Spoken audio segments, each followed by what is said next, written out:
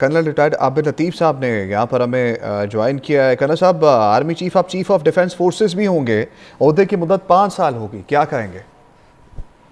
जी बहुत शुक्रिया लाइन पे लेने के लिए। जी आपने देखा अभी आज जैसे नेशनल असेंबली में भी ये अनाउंस हो गया। जी बिल्कुल, वो सीडीएस जो है वो उनका tenure assumption of the appointment के साथ ही 5 इयर्स जो है वो हो जाएगा। और मैं समझता हूँ कि ये इट्स गुड ओमन फॉर द कंट्री, क्योंकि एक जो जिस तरीके से वॉरफेयर के अंदर चेंज आई है, जिस तरीके से अब जो मॉडर्नाइजेशन हुई है सारी की सारी, और जो एमर्जिंग थ्रेट्स हैं, आई थिंक एक बहुत ही cohesive command and control system और एक जो स्ट्रेटेजिक डिसीजन मेकिंग है उसकी जरूरत थी। तो मैं समझता हूँ जी कि ये बहुत it will bore very well.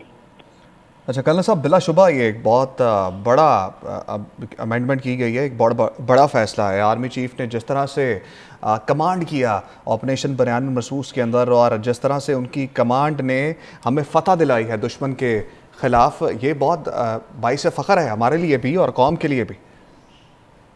जी बिल्कुल, बिल्कुल ऐसे ही है जी। देखिए क्योंकि जो मार्क हक को अगर आप देखें, बेंचमार्क इसमें मार्क हक है। और देखिए जैसे कुछ लेसन थे जो 65 की वॉर के थे, जिसमें 65 की वॉर के बाद का एक लेसन ये था कि chairman joint chief of staff committee बनाया जाए, और थोड़े अरसे के बाद बनाया गया, क्योंकि जो आपस में जो एक नेसेसरी कोऑर्डिनेशन है उसको ताकि यकीनी बनाया जाए।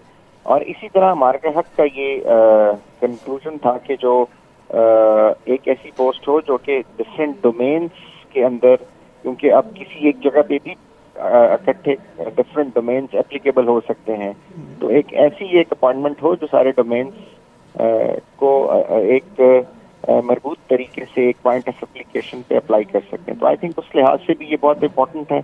और फिर जो इमर्जिंग टेक्नोलॉजीज हैं जिनको अगर आपके इस्तेमाल हो जाएं तो वो बहुत ही डिस्ट्रप्टिव टेक्नोलॉजीज के तौर पे आपके अगेंस्ट भी इस्तेमाल हो सकती हैं। तो एक तो आपने उनसे बचना है, और उसको काउंटर करने के लिए दुश्मन के अगेंस्ट आपने खुद भी इनका इस्तेमाल करना है, जिसमें ईडब्ल्यू है, जिसमें इलेक्ट्रॉनिक वॉरफेयर है, फिर इसमें इलेक्ट्रॉनिक काउंटर मेजर्स हैं, फिर साइबर डोमेन है, कॉग्निटिव डोमेन है, सैटेलाइट्स हैं, और इन सारी चीज़ों से जो बन के जो लिंक बनता है, जैसे आपने मार्केट में भी देखा है, जो पाकिस्तान ने लिंक 17 डिवाइस किया, और जिसके थ्रू ये जो है एक साइनर्जी क्रिएट की स्पेस और एयर के अंदर और ग्राउंड के अंदर, जिससे दुश्मन के जो 7 जहाज हैं वो भी गिरा दिए गए और भी टारगेट हिट किए गए।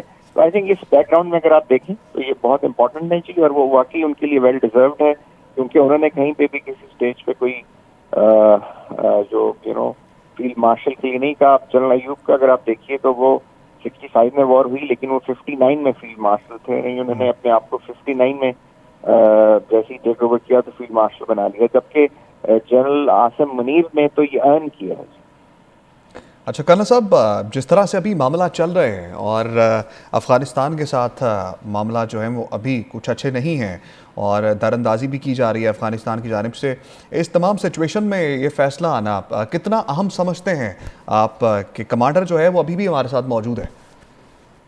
जी बिल्कुल, क्योंकि देखिए उस तरफ जो है वो जो वेस्टर्न बॉर्डर है उस पर हालात काफ़ी मैं ये तो नहीं कहूँगा कि खुदा न खास्ता काबू से बाहर है, लेकिन एक पाकिस्तान के लिए बहुत बड़ा चैलेंज है।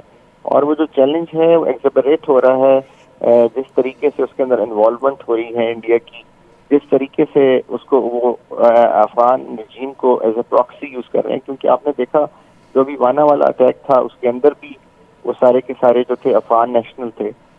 फिर ये जो कचहरी में भी हुआ है ये भी कोई अफगान ही जो सुसाइड बॉम्बर था, कोई अफगान ही निकला गया। तो ये एक बहुत ही चैलेंजिंग है, क्योंकि ये वॉर जो है अब हमारे अर्बन एरियाज तक लाने की कोशिश की जा रही है, हमारे फ्रंटियर्स को डिस्टेबलाइज करने की कोशिश की जा रही है।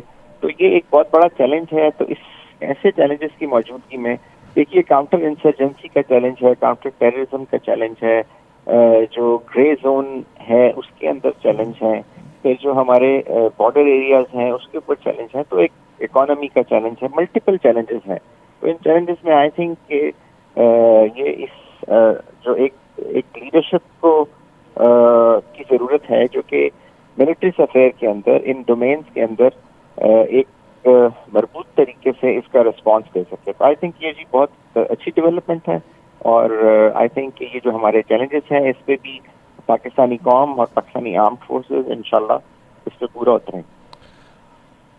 کرنل صاحب یہ بتائیے گا, جو سچویشن اس وقت ہمارے ملک میں چل رہی ہے, اور جس طرح پہلے بھی ذکر کیا آپریشن بنیان المرصوص میں دشمن کو ناخن چنے چبائے, کچھ سملر سچویشن ابھی چل رہی ہے. دشمن جو ہے وہ ابھی بھی دھاک بٹھائے بیٹھا ہے, اور وانا میں حملہ کیا گیا, اس کے بعد جو ہے وہ اسلام آباد میں خود کش حملہ کیا گیا, پھر کرکٹ پر وار کیا گیا. یہ ویژنری قیادت کتنی ضروری ہے ہمارے ملک کے لیے؟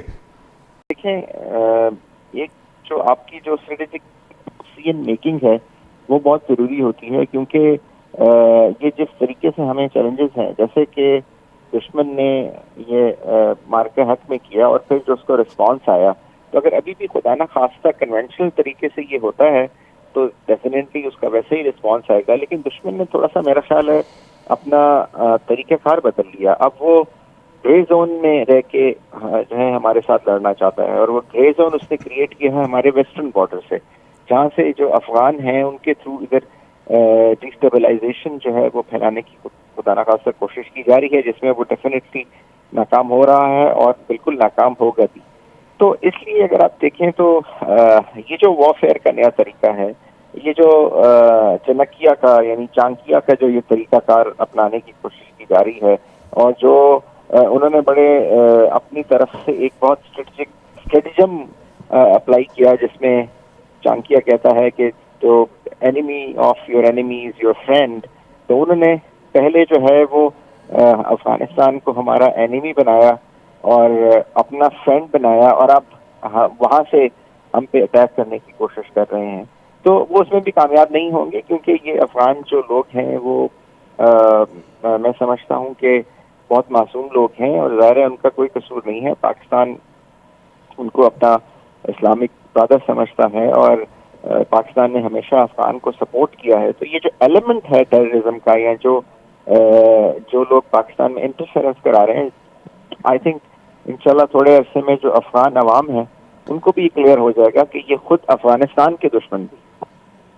اچھا کرنل صاحب یہ بتائیے گا کہ جس طرح سے تعریف ہوئی پاکستان کی اور فیلڈ مارشل عاصم منیر کی, اور امریکہ میں بھی ڈونلڈ ٹرمپ نے بھی سراہا, اور جو موجودہ حالات چل رہے ہیں, کتنا ضروری ہے کہ اسی سیم ویژن کے ساتھ, اسی سیم سوچ کے ساتھ, اسی سیم اسٹریٹجی کے ساتھ آگے بڑھا جائے اور دشمن کا مقابلہ کیا جائے؟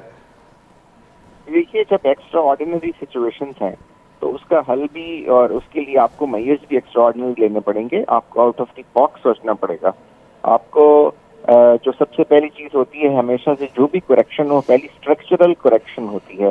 آپ انفراسٹرکچر میں یا اس کے فولڈ میں جب آپ کوئی بلڈنگ بناتے ہیں تو اس کے اندر چینجز کرتے ہیں, یا اس کے اندر آپ ایڈیشن کرتے ہیں, یا آپ اس کو ٹھیک کرتے ہیں. تو یہ آئی تھنک یہ اسٹرکچرل ریفارمز ہیں جو کہ ایمرجنگ چیلنجز کو اسٹرکچرلی فیس کرنے کے لیے بہت ضروری ہیں.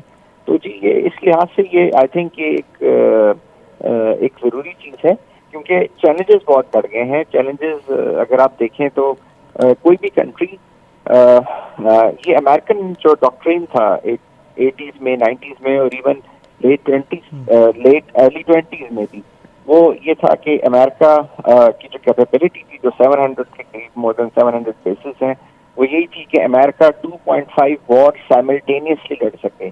یعنی کسی بھی ملک میں اگر ایک ریجن میں وہ وار لڑ رہا ہے تو دوسرے ریجن میں بھی لڑ سکے, اور اس کے ساتھ 0.5 کسی اور جگہ پہ بھی انوالو ہو سکے.